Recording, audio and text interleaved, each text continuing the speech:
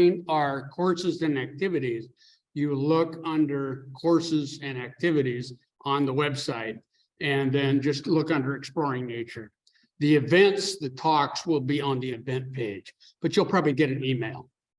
Okay, so I would like to introduce Tom Bancroft tonight. Tom has been a member of the naturalist group. I think your first hike was with me in 2015, probably. And that was a flower hike as far as I was concerned. Tom has given me a bio, and in his bio, he says that he began birding at a very young age at home, looking out the picture windows at birds in Pennsylvania. And he lived on the East Coast for quite a while. And he became involved in conservation issues and became, he got a PhD in ornithology is what Tom says. Okay, and anyway, and so he actually was the chief scientific officer for Audubon in Washington, D.C. Became tired of that, moved out to the West Coast, and he was ahead of the Mountaineers Naturalist group for several years. He very much improved the professionalism of what we do, and he teaches in the Natural World course, and he leads field trips. And if you were lucky enough to get to go on one of his trips, you'll see the incredible knowledge he has, but also his enthusiasm. It'll make it a wonderful trip for you if you get on one of his trips. So I would like to introduce Tom. I thank you very much for speaking tonight, Tom.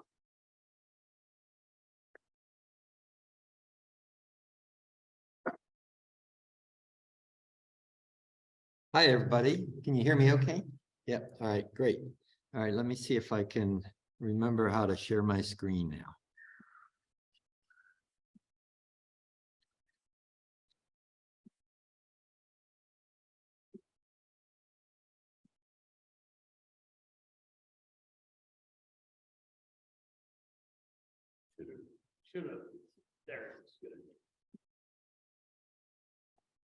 There we go.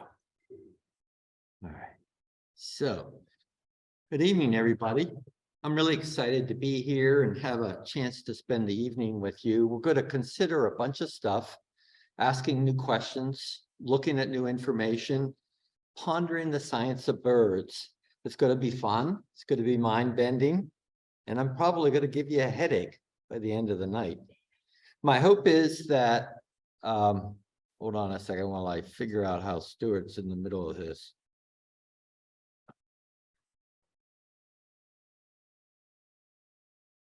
I can't find my cursor. There it is.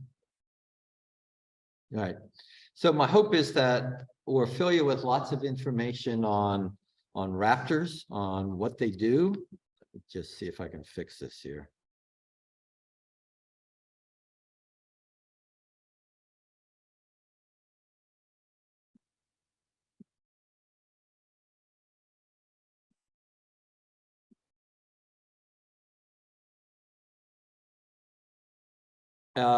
And maybe ask some new questions.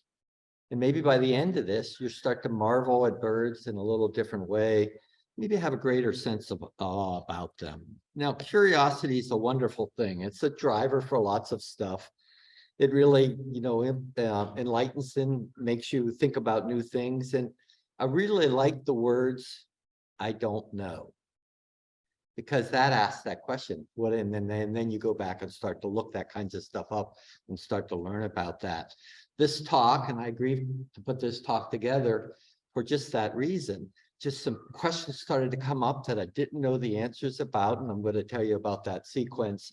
And so I came back and went down to the University of Washington's library and did a lot of reading there and a lot of reading since then to try to understand it.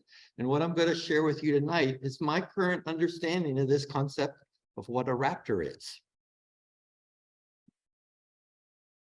So let me go back once more. So what most of us think when we think of a raptor is we think of these three kinds of birds. A falcon, we've got a peregrine falcon here on the lower left.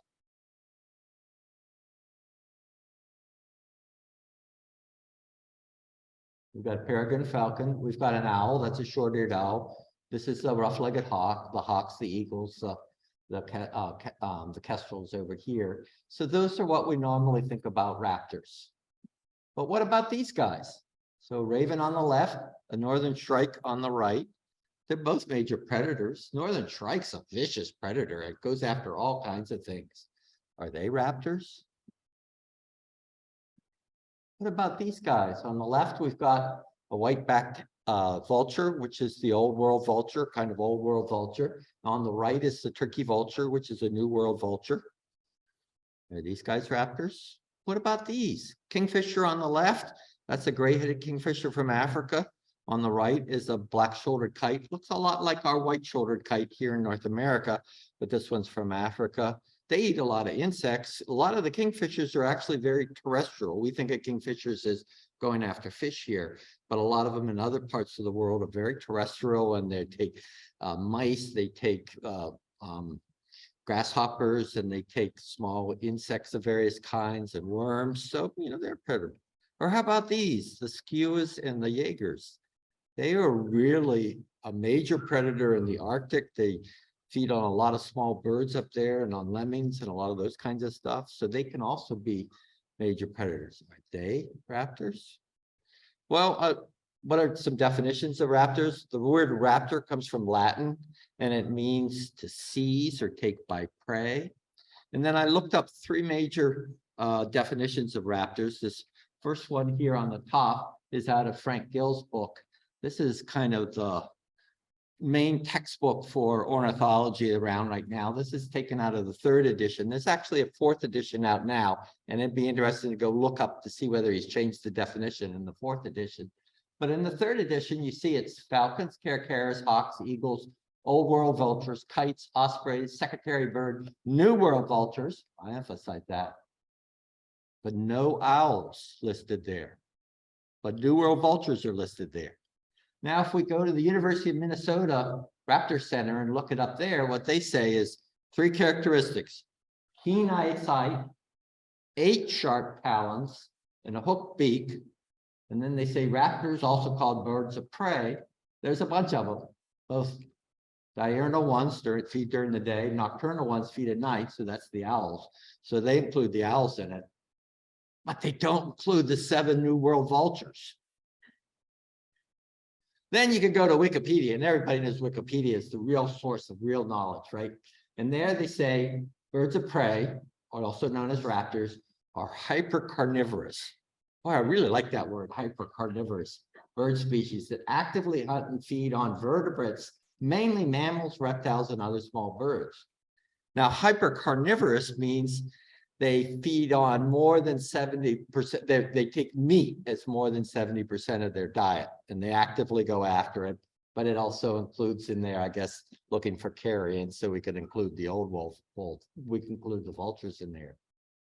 What about fish? What about insects? What about frogs? They didn't list any of those things in here, It's like, okay. And then again, there's Jurassic Park. What about raptors? Okay, is this the raptors? It's these bird-like dinosaurs.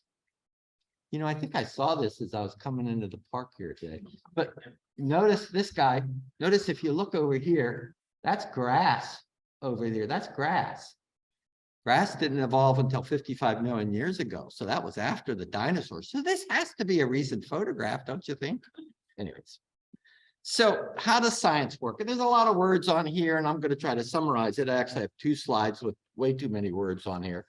But science is that process of getting new information, massaging that information and learning about it, chewing that up, coming up with a new hypothesis, going back out, get more information, and you keep going back and forth until you gradually increase your scientific knowledge.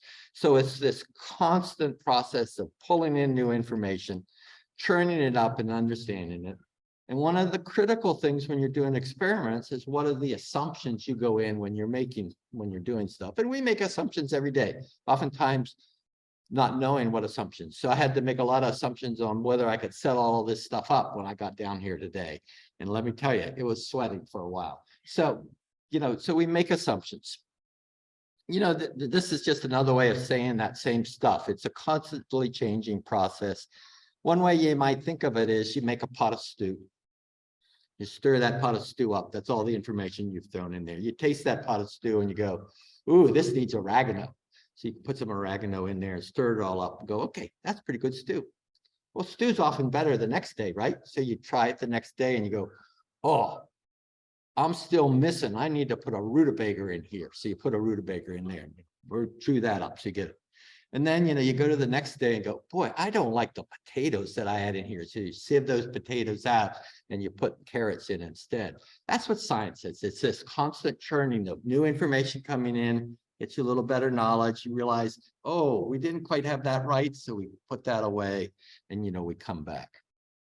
So where are we about birds and so forth? Gary said I started birding a couple days ago or something or other. This was my first bird book. I got it in 1966 when I was a sophomore in high school. And my mother gave it to me for Christmas along with a pair of binoculars. And you know what I think why I really got it was she didn't want me taking her pair of binoculars and her bird book out in the field anymore. So I got this one. A couple interesting things on this book is that I wanted to point out is where do you find birds when you go to look them up in a book? Well, in most field guides, they're put together in an order that's a classification order. So it's what people thought the relationship were among birds. And they start with what they thought were the oldest group of birds. And then, they have to do all of those in the sequence there. So it may be very new ones. And then they go to the next. So you go along there. So this is what it was in 1966. And what you can see, we had two big orders that we think these raptors are in, falconiforms and strigiforms. Falconiforms were on page 64 in the book. Strigiforms were back much farther in the book on page, 160. So that was getting you an indication of kind of where they were and that they weren't that closely aligned in there. And we're going to look at what the groups are underneath each of these in a second, because we're going to go through that as we go forward. So at that time in the 60s, this is all based upon morphology, on feathers, on feather tracks, on some behavior stuff. It's also based upon muscle anatomy. A lot of those kinds of things all went into our decision making at that point. And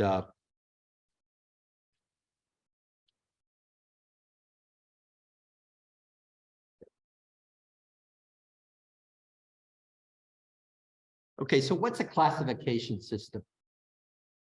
You probably had to memorize this in high school. Kingdom, phylum, class, order, family, genus, species, that sequence down there. So that's the sequence. What we want to talk about today is starting at the class level. Birds are class, mammals are a class, and then order, falconiforms, that big group with all the falcons and hawks in the 60s. And the strigiforms, which is the owls, that big group in there is at order level, and then we'll get to some families. So this classification system was originally put together by Linnaeus, Carlos Linnaeus, back in the 1700s, and it was based upon similarities of birds. And so you had this, what's known as Linnaean taxonomy, which is what this is. And then we started to realize, well, what we really wanted is relationships based upon evolution, based upon relationship. And that's what cladistics refer to. But you end up with this same set of words over here on this side. You may see sometimes in the popular literature where somebody gets really upset when somebody says, oh, you're using a Linnaean system. And they go, no, I'm using a cladistic system. No. For us, it's about the same, but there are some really important differences if you're the scientists that are doing those kinds of stuff. So just remember that as you see things. So again, back to the 60s, what did we have?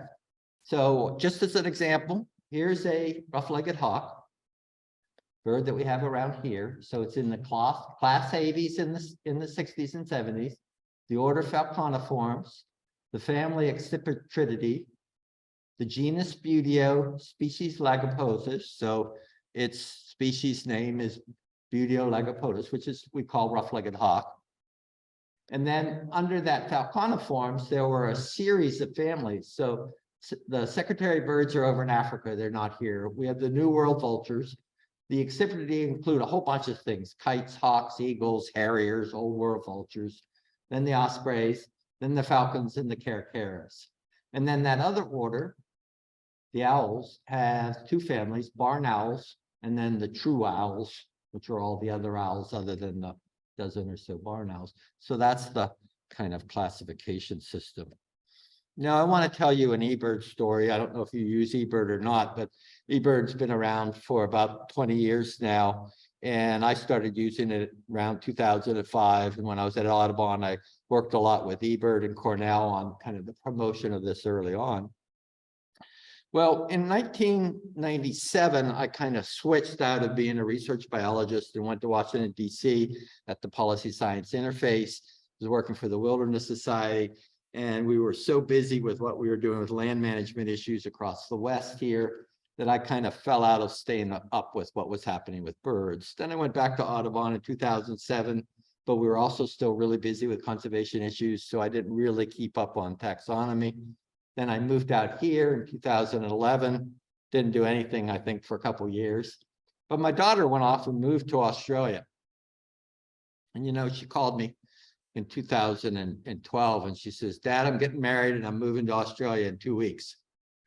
I probably didn't say something quite right, because then she said, "Don't worry, Dad, it's only for 2 years." She's still living in Australia 10 years later. But I go to visit her every once in a while, which is actually wonderful. And in 2015, I went there and visited her for quite a while. And then I went off and did some birding on my own. And I had a guide. We were in Victoria, one of the southern states there. And we found this guy, a brown falcon. So that was right after eBird was on phones. So I pulled it up to enter my stuff, and I, scroll down there. There's all the hawks, and I go through all the hawks all the way down, and suddenly it disappears into other stuff, and I never found a falcon. So I scroll back up, scroll back down. I can't find the falcons. What the heck's going on? The falcons have disappeared. Well, then I go back and use the search function, and I find the falcons. They got the falcons all the way down by the parrots. Man. So I lost it, so I had to come back. And that's when I first went down to UW and did a ton of research at UW to try to find out what was going on here. Why have they moved the falcons way far away? So what it turns out is falcons aren't at all closely related to hawks and eagles and vultures and all those others. They're actually more closely related to parrots and also to songbirds, to perching birds. And it was interesting when I started to read about it.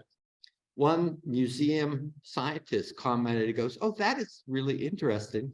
I've always noticed that when you pick up a dead falcon and smell it, it smells very different than a dead hawk. Just the odor of the body, not necessarily dead, it could be a live bird, but the odor of the bird is a little different." And so, oh, that's kind of interesting. So I came back.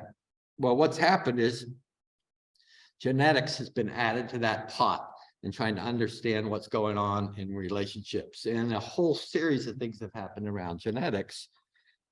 And so we've got this nice, awful diagram here that I used to have to do cell biology to.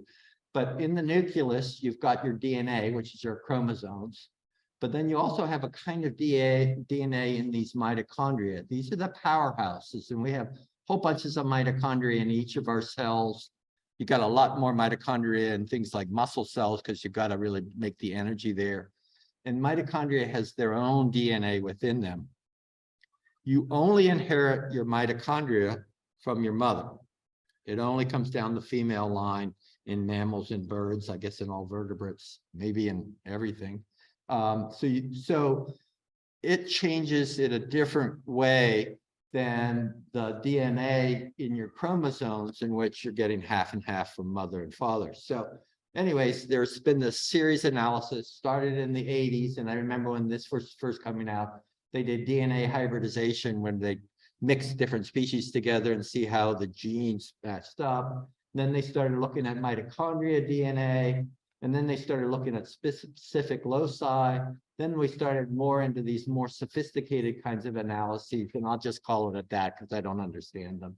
And we haven't really got the genome sequences. But what happened is this pile of information developed over 20 years became overwhelming. And about 2015, everybody decided, yep, we got to rearrange the sequence because falcons aren't that closely related to the other hawks, and actually owls and hawks are more closely related than we thought. So there's been this major rearrangement. And you can find that there's this really cool website called Avabase, and you go into Avabase and you get a checklist for birds for the whole world or any part of the world or a region of the world. And then you can actually go down and guess what? There's different people that make different assumptions as they put these things together. So there's actually 4 major checklists out there right now, each with a different order. Some of them have around 10,800 species. Some of them have around 11,500 species. Some of them have different numbers of families. So there's variations depending upon how the scientists are interpreting this. But Cornell University has picked up the Clemens version. And so this eBird version and the Clemens version are the exact same one.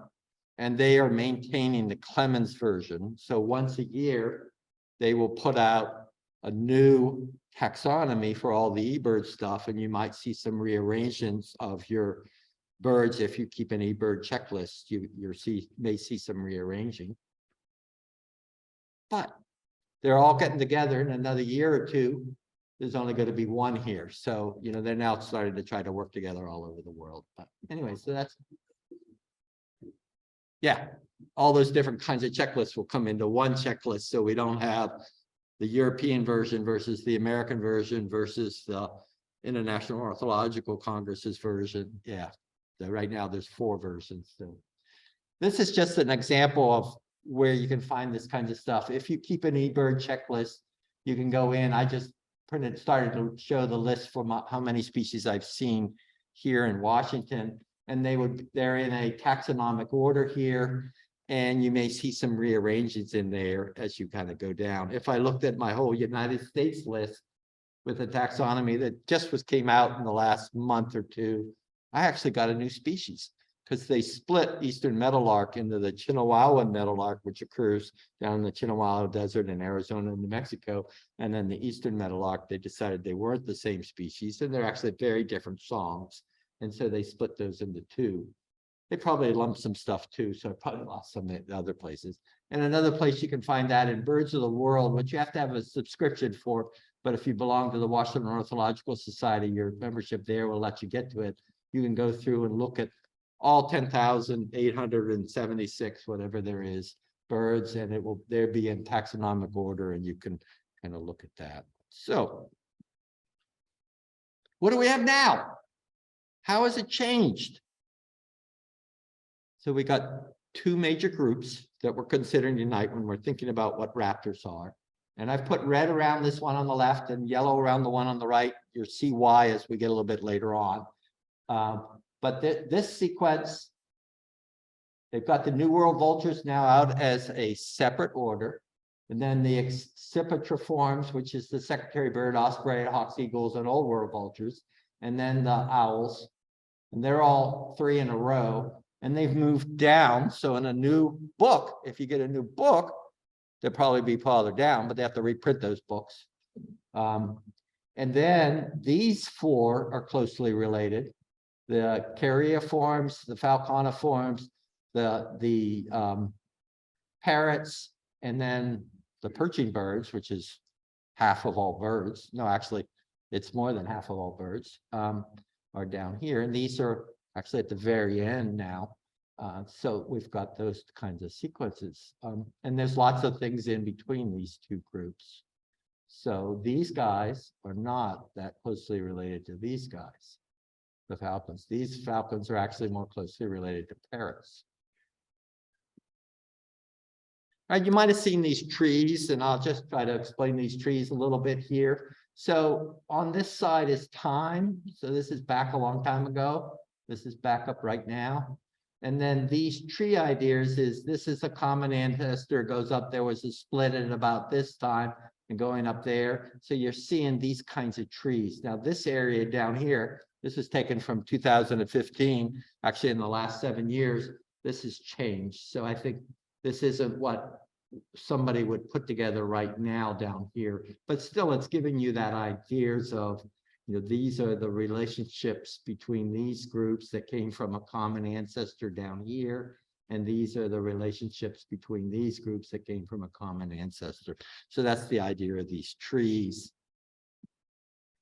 All right, I want to just pause for a minute because I probably got a lot of things churning in your head and let you get caught up a little bit. And I'm going to give you a chance to ask a couple of questions at this point before we start going in a little different direction here. But I just wanted to ask, look at this guy here on the left, Titanus. These guys were 10 feet tall. They ate horses. There were a lot of them down in South America. When the Isthmus of Panama connected, they spread up into North America. They apparently got to Europe. They were around at least to 100,000 years ago. There was a fossil found a couple years ago in Germany that looked like it had the fingers of Neanderthals in its stomach. So they might have eaten people. I led a field trip for the Mountaineers a couple years ago over the Olympics, and I was certain there should be some of these up one of those valleys over in the Olympics. So I sent this photograph out to all the people that signed up for my field trip, and I said we were going to go look for them. It was interesting. We got out over there. I had a full field trip. We got out at the first place and I looked around and I suddenly realized everybody that had signed up could run a lot faster than I could run. Now, would we call this a raptor? It only's got 3 toes. We're supposed to have 4 toes to be a raptor, right? Okay. Questions? Any questions in here? Okay. All right. Well, I'll keep going then. All right.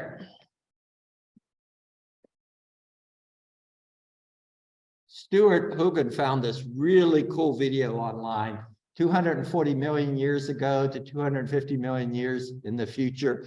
And it really shows you continental drift in this 10-minute video as the continents move apart and come together.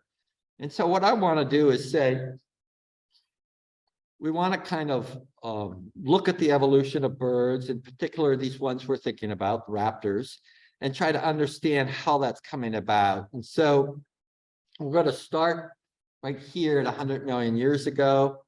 And there's some things you want to notice on this map here. One, the whole world is green, so Antarctica is not frozen. We've got the kind of northern continents, the Laurasia, the northern continents. We've got the southern continents, Gondwanaland.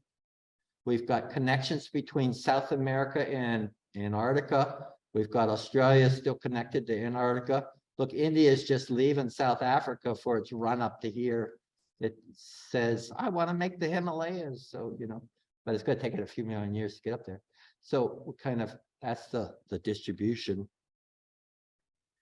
Now we've got birds at this point.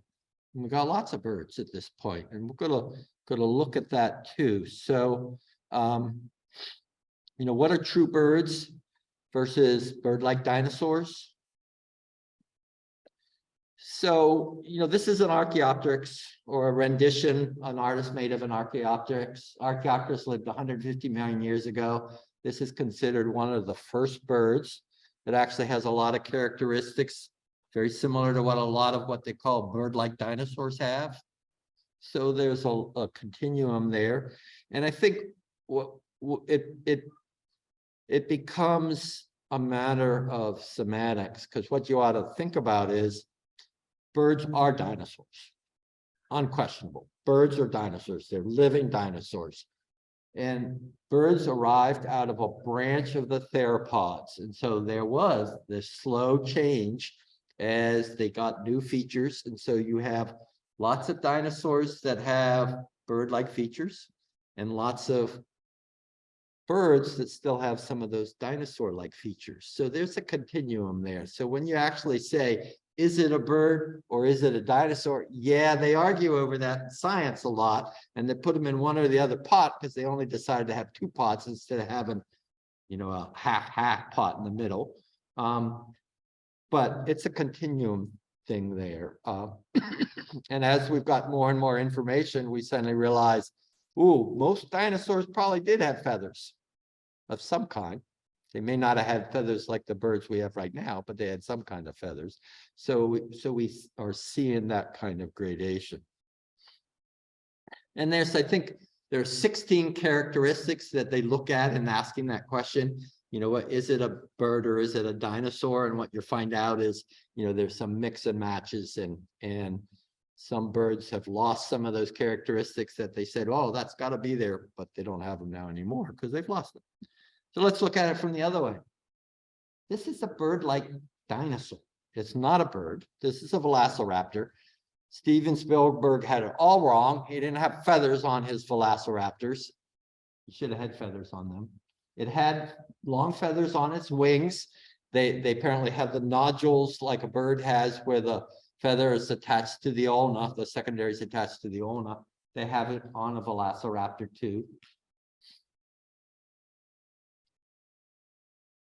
So, you know, I think the right way to think about it is, as I said, you know, we've got this continuum coming out of the dinosaurs, and birds were around, apparently lots of birds. And I found got this really cool book. I bought a copy of it here, this really cool book called Mesozoic Birds. And one of the things that sit in there is, you know, that we don't have lots of fossils. We've got 150 or so different species of fossilized birds that have been found, but they suspect during the Mesozoic, during the last part of the Cretaceous, many million years there, when there were lots and lots of dinosaurs around, there were probably as many birds as what we have now, and lots of different kinds of birds. So it was highly diverse. And this, I can't pronounce a single one of these words in this book. Maybe some of you guys know Latin better than me, but I give up on it. Oh, here's a Confucius bird, Jing Jing Confucius bird. I like Confucius. But you can see very colorful, very covered with feathers. Some of them had bony tails, some of them didn't. They had claws on their wings, lots of variation. There's several really interesting talks you can go find. Kim Anderson gave 2 talks for the Washington Ornithological Dinosaurs Among Us, which is birds, and then the birds who live with other dinosaurs, which is about these ones I was just talking about. She's going to give a talk on the 5th about the emergence of modern birds, which ought to give you more information in a different way than what I'm giving today. So where are we? 66 million years ago, where were the continents? Dinosaurs still cover the land, dinosaurs everywhere. So our continents are still in that Laurasia up here with North America and Asia and Europe. And then South America is still connected to Antarctica, and Australia is still connected to Antarctica. There's a big distance between Australia and Asia across the ocean. India's been heading north. But you could, if you're over here and chatting with your dinosaur friends, say, hey, let's go get some coffee over in Australia. You could walk across here, go all the way across Antarctica. You wouldn't have to worry about the ice or crevasses or anything. It's all green, and go over to Australia. We don't know what's down here because it's all ice now, but there were no doubt lots of vegetation, lots of dinosaurs, lots of birds all through Antarctica at this point. But this was 66 million years ago. So what happened next? Big rock came. Big rock crashed into the world, hit in the Gulf of Mexico, wiped out the dinosaurs. You can see them looking at it, seeing it coming up here. But notice this painting. There's no birds in there. There should be as many birds in this painting as there are dinosaurs and pterosaurs. The other interesting thing, what do you think that is? Does that look like grass to you? To me, that kind of looks like grass. Grass didn't evolve till 55 million years ago. So, you know, we learn, and, you know, you have to redo your paintings sometimes, but that's okay. All right. So 65 million years ago, that meteor came in, hit up here in the Gulf of Mexico, caused a gigantic fireball that went all the way around the world. All the forests in the world evidently burned. Catastrophic waves, fires caused apparently lots of volcanoes to erupt in places. Killed 75% of all the land animals, killed all the dinosaurs. What survived? Some things survived. What survived tended to be small. In the mammals, it tended to be like shrew-like or rat-like, very terrestrial, probably undergroundish, where they could hide under there. Things that could eat on seeds. So on the birds, what survived is small ground-based birds that had bills, so they had lost teeth, and there were lots of birds that had teeth in the Cretaceous. So they lost their teeth and had bills that could probably crack seeds. They might have been some that survived that were on the edges of water, so they could get to aquatic stuff where maybe some of the food came back. So we had that going on.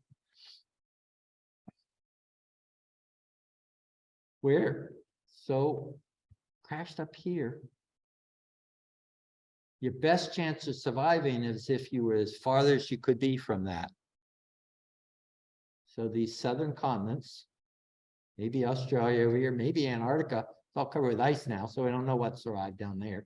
But we're going to look at all of that, and we'll make some conjectures based upon what the science is telling us. And I'm going to make some conjectures that I'm sure in 5 years you're going to find out I got it wrong, and I want you to call me up and we'll go out and have a beer together and talk about the new science, because that's what's so exciting. Is so much stuff has changed in my life. It's going to change in the next 5 years. So I got this book a couple years ago. When it first came out, I got the notice for it. Here, I'm holding it up. You can see it here.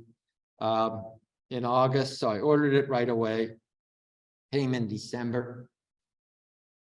And I opened it up. And, you know, big book, ought to have big type, right? No, the type is half the size of a normal book. I couldn't read it. I had to get new glasses, and then I had to buy new lights for my couch because I couldn't read it. And then I still, to read it, I have to use my finger in order to stay on the lines. But it's just jammed with so much cool information. So we've got about 10,000 birds now. Who made it through that catastrophe?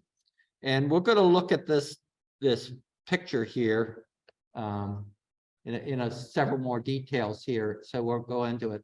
But they said, okay, that's 100,000 years ago, 100 million years ago. So 2 birds were there. And evidently 3 lines of birds are thought to have made it through the Cretaceous extinction. Now, of these 3 lines, we only really have fossils back in the Cretaceous for one of them. And that's this line that comes down to ducks and turkeys and chickens and geese and that kind of stuff.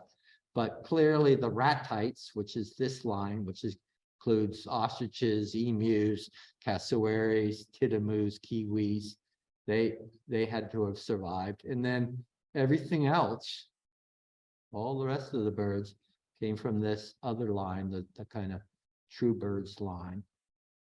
Now, what was interesting was when I came back from 2015 from Australia, people were thinking that maybe this was where that Cretaceous extinction was, out here, and that actually lots of things had made it through, lots of kinds of birds had made it through that extinction.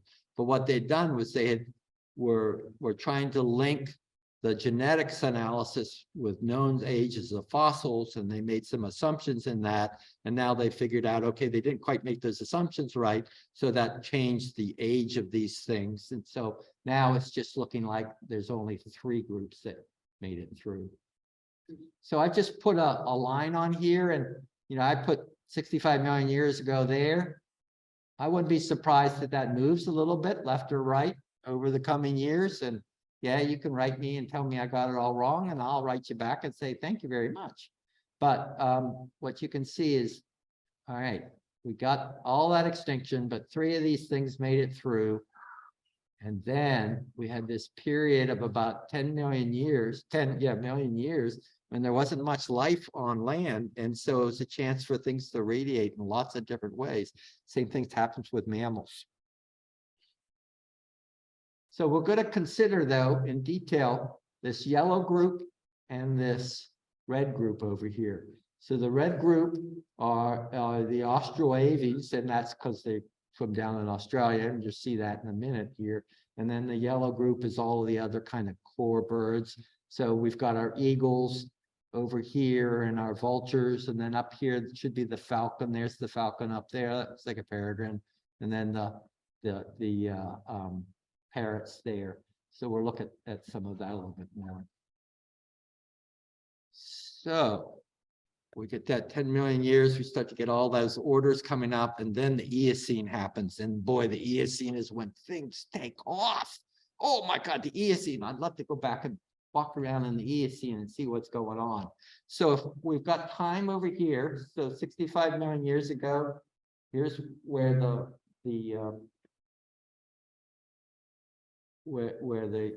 meteor hit. Then we've got that 10 million years where we got lots of radiation to different orders. And then the Eocene, we're going to get tons of stuff happening there. So we'll want to look at what's happening there as we think about these groups. So here, 60 million years ago, we could still walk from South America to Australia. There's still no connection. Oops. There's still no connection. Can you hear me all right if I take that microphone off? Okay. There's still no connection between North and South America on that previous one. Let me see if I can get back there. Problem is how to move the cursor between two screens.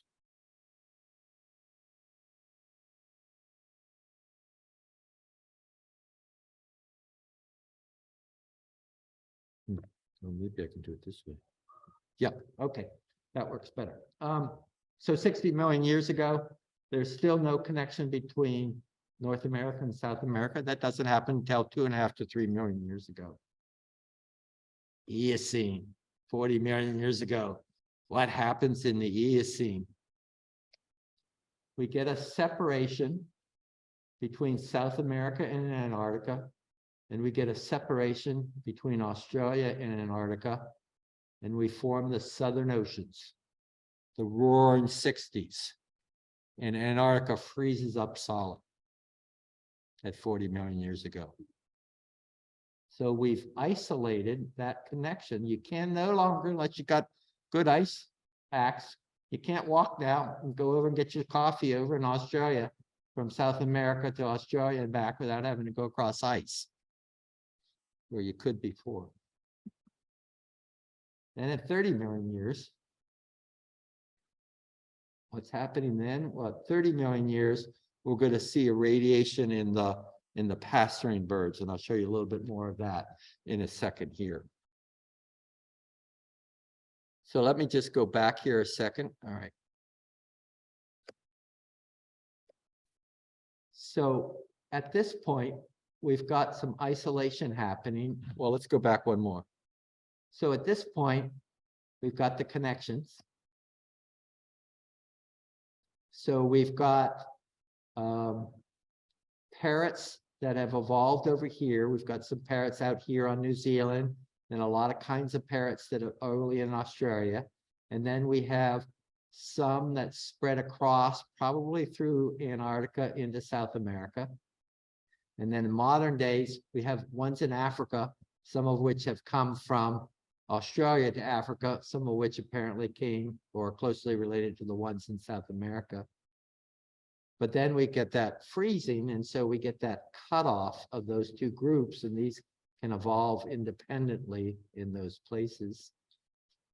In the hawks group, we're going to have New World vultures over here, secretary birds in Africa, and I don't know where the rest of them are. But then for the perching birds, so the perching birds groups had evolved at this point, and there were the ones that are in New Zealand, the New Zealand wrens, and then a group called the subaucenes. And I hate that word, but there's no better word for it. And that includes things like our flycatchers, but it also includes contingas and ovenbirds and antbirds and pittas, which is an old world one. They evidently were all across here, and there are still a few suboceans in Australia and a few suboceans in India and Africa, but most 1,000 species now are over here in South America. So what happened when we froze here is we had the suboceans isolated over here. They could radiate into all of these species. They were still separated from North America. And then over here, we got the songbirds. Half of the world birds right now are songbirds. But the songbirds evolved here first in Australia, but they were cut off from this group. So we had mainly suboceans down here, but songbirds spread all around the world and now go all the way down through there. But the suboceans spread up. We get the only one we have up here on flycatchers, but spread up after the isthmus was formed. So we've got that isolation that happened. And so we've got that diversification here and songbird evolution over there, and then spreading around the world. And if I ever truly understand this book, I'll come back and talk about that in much more detail, because that's fascinating, the adaptations that have allowed songbirds to take over the world. You know, we often call this the age of mammals. It should be the age of songbirds. There are more songbirds in the world than there are mammals in the world. All right, let's go back to this. So where are we? So we have these two groups. We've got the yellow group, which has the New World vultures, secretary bird, ospreys, hawks and eagles, and the owls. And then we've got this red group, which includes the Siriamus and the falcons and the parrots and all the songbirds here. And so this just shows you that a little bit more. So we've got the diversification, the New World vultures, the hawks, eagles, ospreys, old world vultures, and then the owls, and then the rest in that group. And then this is giving you that kind of detail. And what's interesting, all their red lines is indicating they're still only in the southern continents, where the black lines are where they've spread all around the world. So we've got the falcon group that we went over here. We've got the parrot group in the middle. So these are the parrots that occur on New Zealand. And then the cockatoos are only in Australia. And then we've got the kind of old world, the New World parrots here, and then the old world parrots there. And then up here in the perching birds, New Zealand wrens are there. Then the subocean group, which is all around the southern continents, but dominant in South America. And then these are the evolution of the songbirds. You might have heard of the lyrebird, which is that incredible mimic. This is the lyrebird there, and there's several others. And then the main group of passerines are these two groups that have kind of taken over the world. So what are a raptor?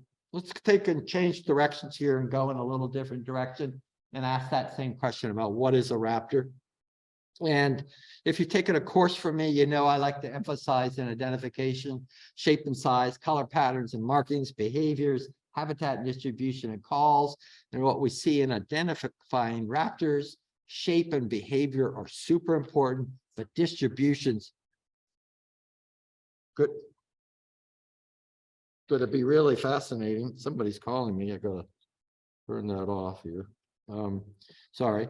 So we've got some really fascinating things there to look at. So we want to look at foraging behavior. We want to think about some real important concepts here, like convergent evolution and divergent evolution and the genus. We'll get to that. So just what do I mean by convergent evolution? Here's an example from mammals. So in Australia, the marsupials were had Australia all to themselves, so they evolved into filling lots of niches, where the placentals were in the rest of the world. So we've got a marsupial that's like an anteater. Here's this anteater.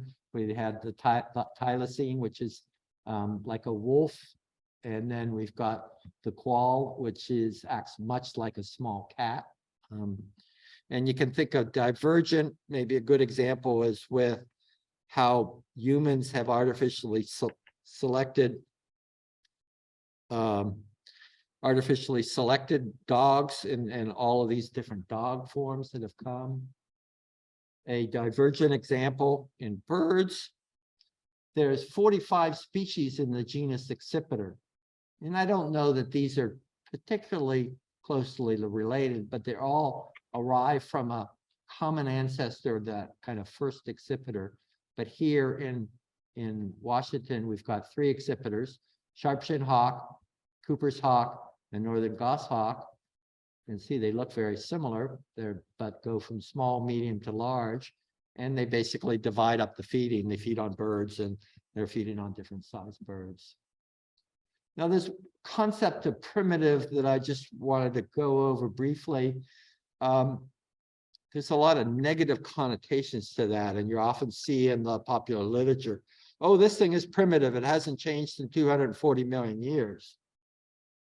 Well, a platypus is an egg laying, does lay eggs, and an egg laying in mammals is a very primitive state.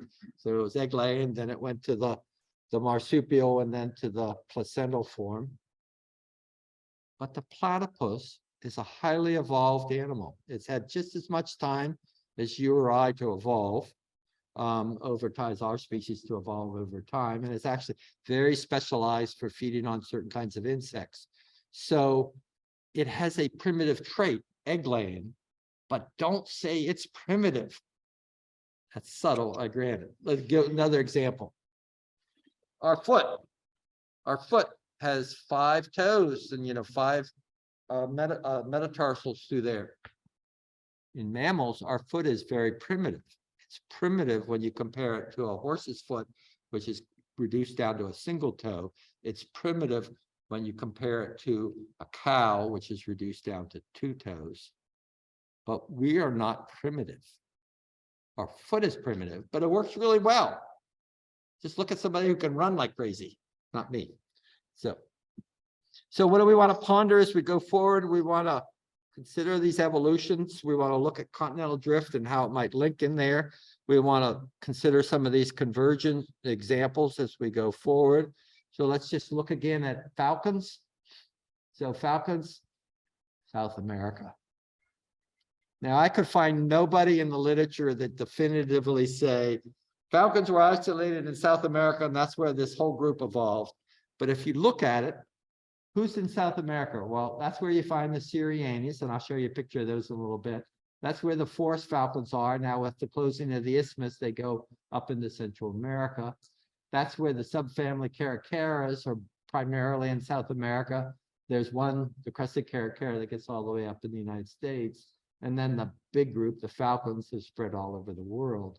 So, my suspicion is they were isolated here, and that's where they evolved. If we look at the rest of this group, I kind of went through this before. We got 60 million years ago, we could still have this connection here. 50 million years ago, still the connection. Then we had the isolation here. So we had parrots initially evolving over here, spreading around to South America. Then these got isolated in South America and evolved into that group. And we had old world parrots evolving and spreading over here.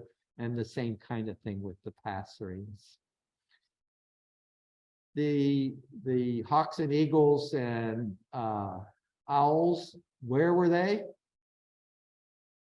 I don't know. I couldn't find anything in the literature that had a suggestion around that. But here's some ideas just to throw out at you. Secretary birds, they're found in Africa. New World vultures are found in South America and up into North America. We'll look at ospreys a little bit later here, but ospreys have an interesting worldwide distribution.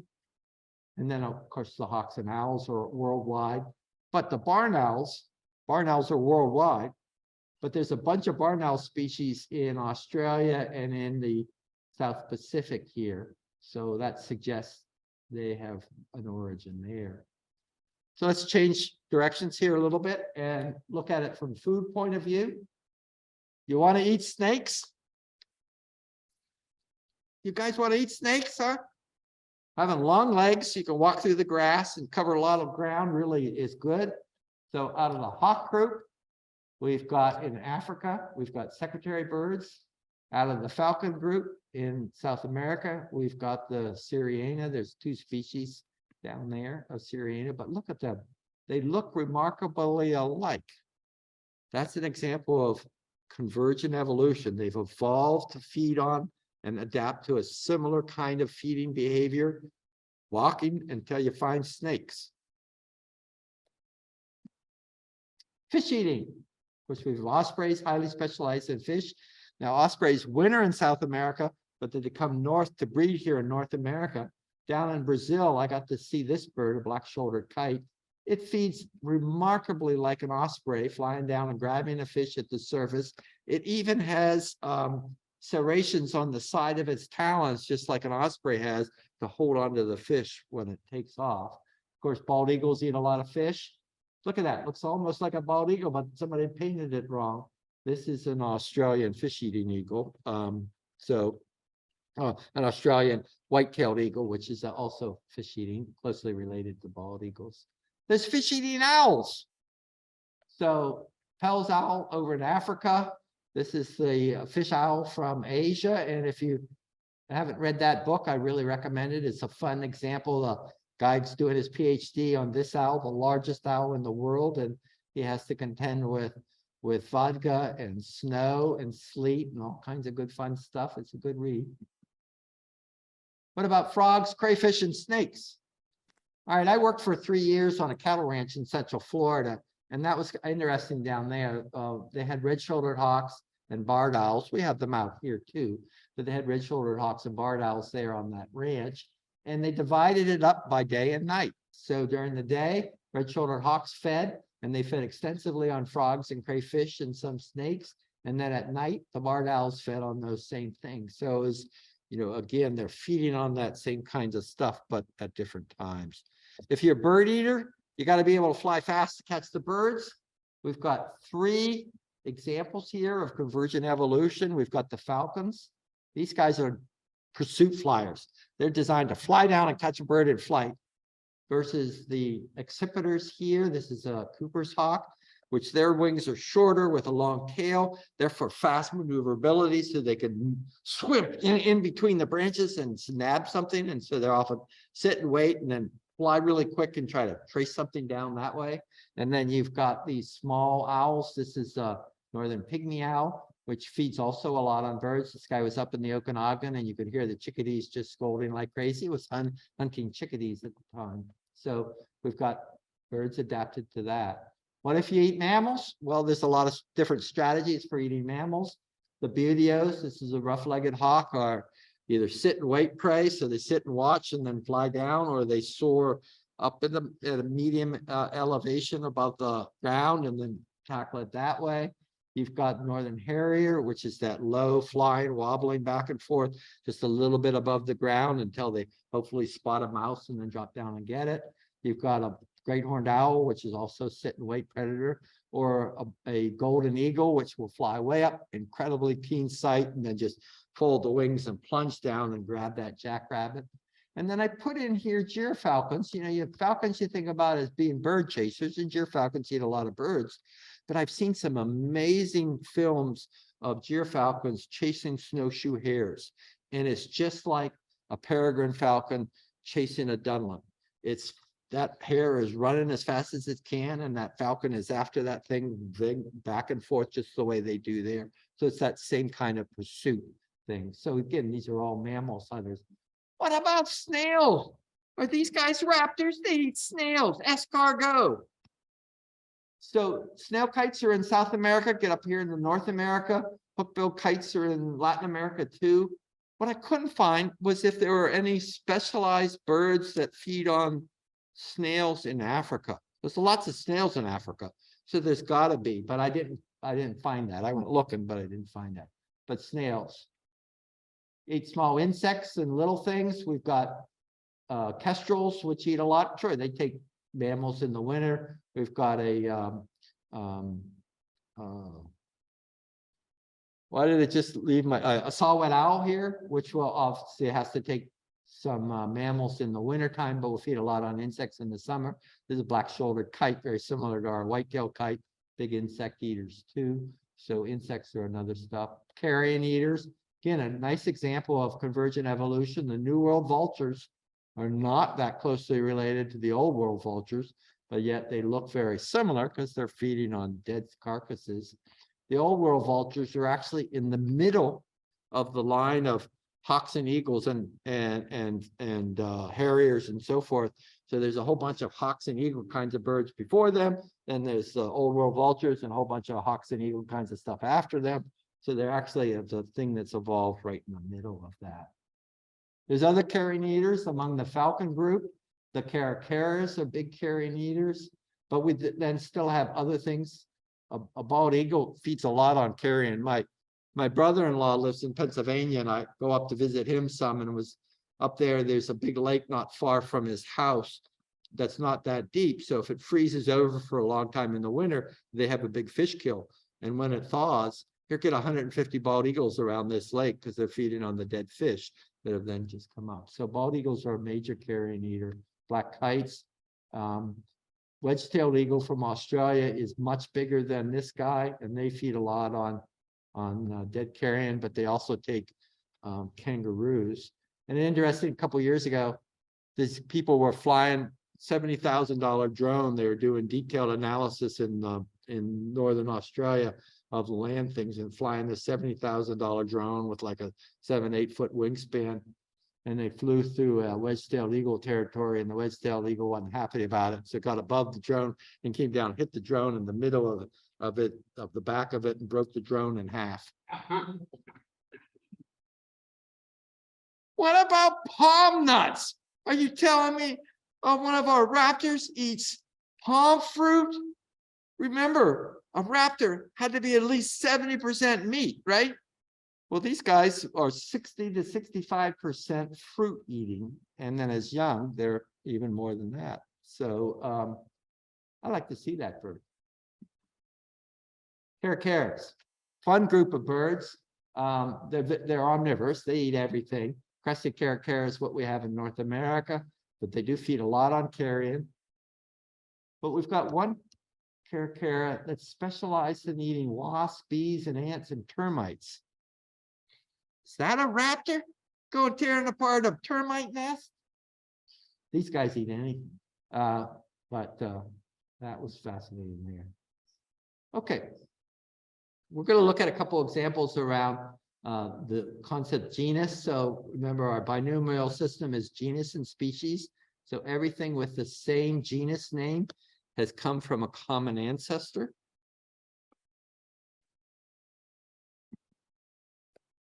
So we have a bunch of genera, and I'm going to look at some that we have examples of here in North America. So we've Haliaetus is the genus that bald eagles is in. And then white-tailed eagles are in Australia, and white-bellied eagles are in Australia. Yeah. But then see this guy, there's one of these guys you might have read about in the paper, came over into Alaska. And I think it's now up in the northeastern United States someplace. It's kind of moved all across the United States. But look, these all look very similar. Oh, here's the African fish eagle. That's the other one I've seen. So they look all very similar. They're all in that same genus. They all do similar things, yeah, in a little different ways. Our bald eagles. Bald eagles eat a lot of birds too. They take a lot of ducks, take a lot of coots. So recognize this genus. So there's the white-bellied eagle, sea eagle from Australia, and the African fish eagle. Same genus as our bald eagle. See, if I took away the name down here and told you this was a Eurasian sparrowhawk, you would kind of look at it and say, whoa, that's an accipiter with that dark back to the head there. That looks like a sharp-shinned hawk. And I'd say, yeah, you're right, it does. But it's actually our Eurasian sparrowhawk. So there's 45 species in this genus. They all look very similar. They're all specialized around bird eating. They've got that long tail and the short rounded wings that allow them to fly in between branches and nab birds. Here's our three accipiters in Washington: sharp-shinned hawk. Next one, bigger Cooper's hawk, even much bigger northern goshawk. You looked at that, you'd say, oh, that must be a Cooper hawk, but you would already have noticed that this bark is eucalyptus bark. So you'd say, no, I know that's not a Cooper's hawk. No, that's a brown goshawk from Australia. Here's a buteo. This is a rough-legged hawk here in Washington. We've got 29 species of buteos. They're all really similar. They also vary in size. So we got big ones like this rough-legged hawk, but a red-shouldered hawk is much smaller in size, so they vary in size too. Here's the 5 butos we have in Washington. Okay. The osprey is really interesting. And I'm going to give you some conjectures. Is this right? Nah, not a chance. But it's based upon the science that I'm going to show you. And, you know, we'll keep our eye out and see what it. But look at their distribution. I find it really interesting. So they breed across North America, breed across Asia and Africa. Then the purple areas is where they are all year round. So they breed there. So they spend all year in Florida and breed there. They spend all year in the Baja and breed there. But they also spend all year around much of Australia and all year here. And then there's a little places here in Japan and then up into China. But that's just a fascinating distribution. And, you know, I come back and say, how did they get that distribution? I don't know this, but I wonder, you know, did they evolve over here and then spread around the world? And so, you know, they evolved over here and then they learned to migrate and exploit this habitat, but still went south and got into North America and still went south. I don't know, you know, but it's just fascinating. But again, it suggests to me some connection with this hawk osprey group with those southern continents. Ospreys. This group, this genus, 4 species in Elanus, I think is really fascinating. Now, the concept is this idea of super species, and a super species is some closely related species that have diversed into multiple species. And so we've got the one we get here in North America is the white-tailed kite. And I've not seen it in Washington, but if you go south down near Vancouver, Washington, you've got a good chance of seeing it or going down into Oregon. So you've got the white-tailed kite. And then in Australia, we have 2 species, the black-shouldered and the lettered wing, and then the black wing in Africa. And notice they look very similar there. You tell them apart when they're flying because they have different black patterns underneath there. But these guys I just find really fascinating. So here's the white-tailed kite, our North American, South American species. And this one's from Ambacelli. Now, these are both from Africa. So that's the black-shouldered, black-winged kite, I mean. Oh, I like this group. So we only have one northern harrier. We just have one harrier. So, you know, it's really different shape than everything else. That long tail, long skinny wings that hang out and they fly like this bird is flying, and a low weaving over the ground. You go to any place else in the world, you're likely to see a bird that looks very similar, and you're going to look at it and you're going to go, that's a northern harrier. And then you go, whoa, the color's not quite right, but you got it in the right genus. It's circus, this genus circus, and they're all over the world too.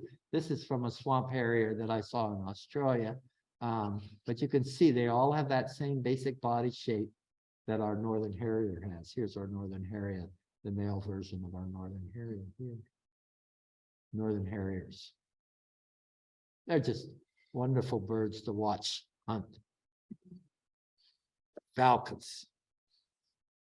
Lots of falcons around the world, all the same body shape, long wings, designed to fly really fast, long pointed wings that allow them to fly like a fighter jet and chase things down. And they vary in size from small kestrels all the way up to gyrfalcon kind of size stuff. So really nifty bird-eating birds. That's what they're specialized to do. Although there's some that eat bats. So there's some that do take bats. Here's our North American ones, prairie falcon here, kestrels, merlins. I showed you that picture. Would you guess, oh, it's got to be in a falcon? So this is taken in Ambacelli National Park in Africa, and I climbed out of this little plane and we got down and I looked across. These 2 birds were sitting on a tree there at the edge of the runway, and I looked at them, I go, they gotta be falcons. I have no idea what kind it is, but it's gotta be a falcon. So then it was just a question of figuring out which falcon it was. So you're seeing that kind of adaptation there. How about owls? Bubo, I love that name, Bubo. So that's our great horned owl is a bubo, snowy owl is a bubo. That's the two ones we have here. But there are lots of bubos all over the world. This one I saw in Africa, and you just looked at it, and you go, oh, that's a great horned owl. But it wasn't. It's one of the eagle owls, but it sure looks like that. Now, I was in South America last summer, and we saw that. I go, oh, that's a great horned owl. And it was, because great horned owls apparently go all the way down through the bottom part of South America. So, you know, you do have that. Great horned owls, snowy owl. Then Strix is another big family or big genus of owls, and we've got the great gray owl and also the barred owl and the spotted owl here in North America. But you can see there's lots of Strix. Now, some of them vary a little bit in their patterns around their heads, and that's probably more having to do with courtship stuff. But I don't know. It may also be about feeding. So great grays. And then the glaucidiums are the small owls, so our northern pygmy owl. Can you guess who this is? Looks a lot like a golden eagle, right? It's in that same genus as golden eagles. This is actually a tawny eagle from Africa. Okay, so how do you feel? How are you feeling about this concept of raptors? What are you starting to sense about them? Not only to feel, but you know, how do you kind of understand them? Maybe your head's beginning to hurt a little bit. Okay, so things to ponder. Again, you know, it's just all the stuff that we've been going over, kind of how they've evolved, where they've evolved, kind of what's happening around them. All right, I'll open it up for questions.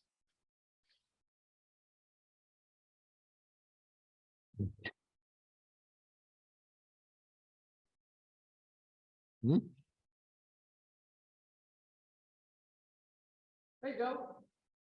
Yeah. Yeah, can you make a distinction between those who have two toes in front, two in back? Oh, yeah. Versus those who have three in front, one back as parrots, or two in front. Right, yeah. So so the two toes pointing front, two toes pointing back, that's the zygodactyl foot, and it's evolved a couple times. So parrots have that, woodpeckers have it, and then there's some other things that I can't remember now what, like whether it's toucans or what, but there's some other ones that have that kind of foot.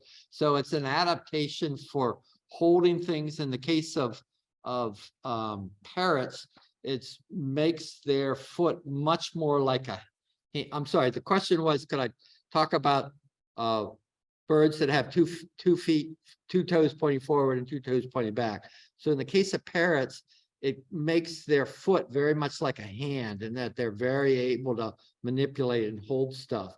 In the case of woodpeckers, it's for hanging sideways on a tree and going up a tree. And there are apparently some birds in the Mesozoic that also developed zygodactyl feet that apparently they thought.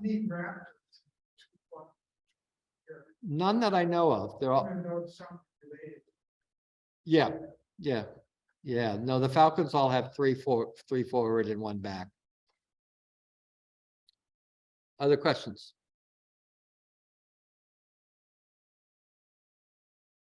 Deer with headlights. Okay. So what's it? Oh, Elanus. Oh, so I have a question about how the kites, the Elanus kites evolved. Good question. You know what my guess is that they're evolved that kind of base bird that then spread around the world, and it got isolated in South America and became that species we have, the white-tailed kite in South America, and then the one in Africa was isolated there, went over into Asia, so that evolved. Why we have two species in Australia is a good question that I don't know the answer to. There's a question now. Can you talk more about IV health for our hawks here? Chin, rough leg, et cetera, especially the different morphs. Okay, more, so they were asking about how do you identify hawks, and that's a whole course, and I do an 8-hour course that goes over the identification of hawks. And so, it's about size and shape and color patterns and distributions that all help you. And so the buteos, like we're going over here, the buteos look different than a falcon, which look different than an accipiter. So that gets you into a group based upon shape and also based upon how they feed. And then you start to look at more finer things around that, is, that a rough-legged hawk has a little different patterns than a red-tailed hawk. So you're looking at the fine patterns to separate those. Some on behavior, like a rough-legged hawk can actually hover, where the only way a red-tailed hawk can hover is if it's into a big headwind in order to hold it up. So you get some variation there. Color morphs are just really tough. The dark color morphs are really hard to separate between the different species. And it comes down to really getting good looks at kind of their legs, whether they have feathers on their tarsi and some other stuff. So that becomes a lot more difficult. Does any of that color stuff have to do with the age of the bird? No, apparently the more there is some variation in the percentage of the morphs across North America. So I always get mixed up whether I think there's more dark morphs in the east than we have out here, but I get that mixed up. But it doesn't have to do with sex or geographic, or a little bit on geographic variation. It doesn't have to do with sex or age. Yeah. You need in that class again. Yeah, so I'm going to teach a raptor class for Rainier Audubon. It should start in mid-January and go for 5 weeks. It's going to be 5 90-minute courses, 90-minute online. It'll be online. Rainier Audubon. Yeah, they don't have it listed yet, but they should get it listed pretty soon. Would it be listed under the general Audubon thing? Or just You have to type in Rainier Audubon, which is the Audubon down in Renton. All right, any other questions? Yeah.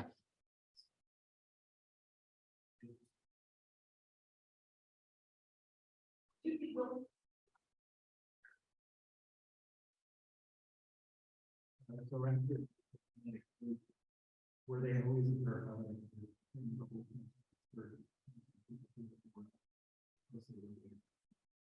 Yeah, so the question was, in the old day, so polyphyletic means it comes from multiple origins. And so his question was, were raptors always thought to be polyphyletic, so coming from multiple origins or multiple ancestors, or at one point were they thought to be all from one?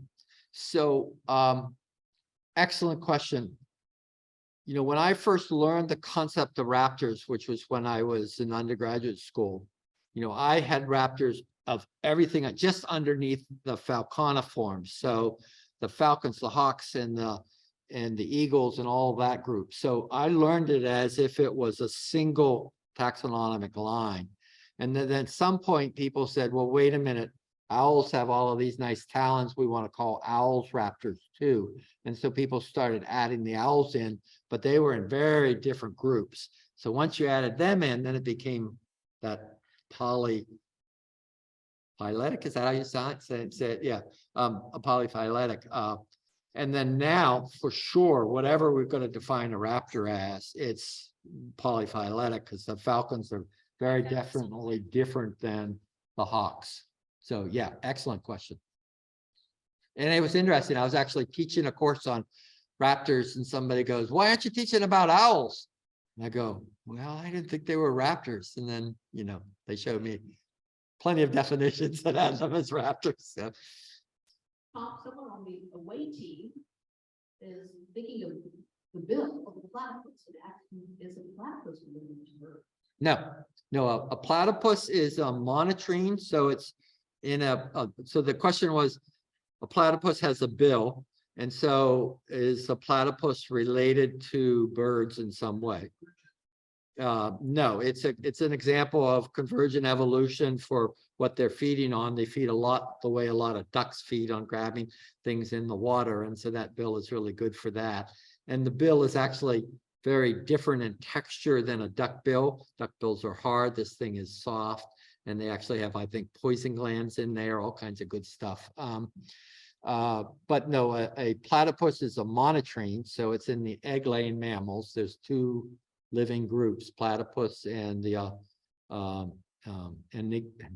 I can't pronounce the other one, the Australian anteater kind of thing. And then you've got the marsupials and then the placentals. So yeah. Some of us have always been curious about the separation of owls into those two genuses. Why are barn owls not considered true owls? Good. So the question was, why are barn owls not considered true owls? And could rephrase it a different way. There are two families of owls. They're the barn owl family, and then there are all the other owls. Why they call them true owls, I don't know, because some guy had too much to drink and was writing the wrong way. But what I think, and I don't know a lot about this, so we'll have to do some research on it. You know, the barn owls are more primitive in many respects from the other owls, but yet they're also more adapted than some of the other owls. They can hunt when there's absolutely no light at all. They've done fantastic experiments. If you would close this off so it'd be absolutely black, turn no lights on it at all, put a mouse over there, barn owl can fly down and get that mouse. Where the other owls need at least a little bit of light to find it, but they're just, you know, incredible in their abilities. So I don't know the real answer to that question. Sorry. Anything else? Well, let's say with owls, so you just mentioned the barn owl, like hunt in the dark. So do the owls use senses besides their eyes to a great degree? Ears, yeah. Yeah. So the question was, what do owls use as senses? The owls are really good at hearing, and their ears are actually slightly off-centered. I think it's the right way to term. So our ears are very symmetrical, exact same place. Owls actually have ones shifted a little bit, and that gives them better triangulation. And then they also have the facial discs, which is designed for centering in that sound, and so they're just incredibly good at sound detecting. And like the great gray owls, which is a bird we've got here, big owl, you know, they can hunt through snow, and so they sit there and they can sense where the thing is through snow and go down 1.5 feet into the snow in order to grab a mouse. So it's totally by hearing, you know, really incredible. Yes. In Western Washington, the barred owls have like expanded their territory and increased in numbers. About that. Oh yeah. So the question was about barred owls. So barred owls didn't used to be here, is my understanding. You know, if you went back 50, 100 years ago, that we didn't have barred owls, or we had very few barred owls, where now they've expanded and taken over, and they're pushing out the spotted owls in a lot of places. They're a little bit bigger than a spotted owl, so they actually depredate. They actually kill and eat the spotted owls. So it's been a major conservation problem because spotted owls are endangered. And why has this all happened? It's still a little controversial. My understanding is the thought is that the extensive timber harvesting that's been done all across the United States and down through here in the Pacific Northwest opened up habitat that allowed the barred owls to spread west. And then they kind of got established in the lowlands here, and then they're here. And so, yeah, they have made the protection of spotted owls a lot more complex because they push them out, eat them too. Yeah. I have a question from a mom, a lady. wondering if the sound that raptors make has in any way contributed to how they evolve. So the question was about the sounds that raptors make, and has that contributed to how they evolve? Ooh, excellent question that I don't have any idea on. It's actually a big, the sound and the importance of voice and the sounds that birds make has become really important in understanding relationships. And so there's a lot of research going on bird vocalizations and understanding the geographic variation and understanding the variation between species. And as you might know, like in our flycatchers are here in Washington, we have a bunch of what are known as the Epidemax flycatchers, the little flycatchers, and you can't separate them by just seeing them. You have to hear them call, but they have different calls. And, you know, one of them, the Pacific slope and the Coeur d'Alene, I think are, you know, when I was in graduate school, they were one species because nobody could figure out any way to tell them apart until somebody started paying attention to how they called and then discovered they actually had different calls and they don't interbreed. So calls are really important and have become important in taxonomy. And yeah, good question that I don't know how they're being used with these birds we're talking about. Yeah. Can you talk about distribution of golden eagle and where they might have come up into the world? Oh, so golden eagles are all across the northern continents. So they're here in North America. They're all through Europe and Asia. You know, they're the ones that you see when the Mongolians, you know, are with eagles on their arms. Those are golden eagles. So they're all through there. You know, I don't know. I mean, they are a northern hemisphere species with a really wide distribution, but where they evolved, I don't know. Yeah. So is the distribution difference between the bald eagle and the golden eagle primarily because of the type of food it eats? Yeah, they feed very differently. They're not they're not closely related genetically. They're in different genera. So bald eagles are very tied to fish and to birds.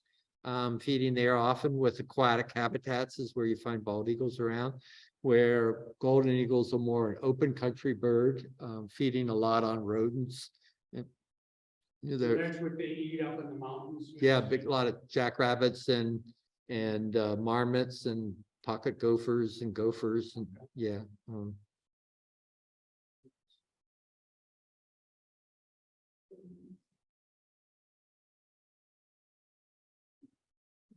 Out there and the future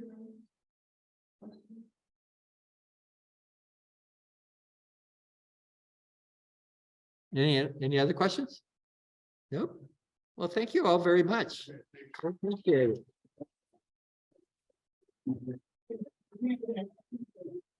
Paired in groups of, and you stack them on top of one another.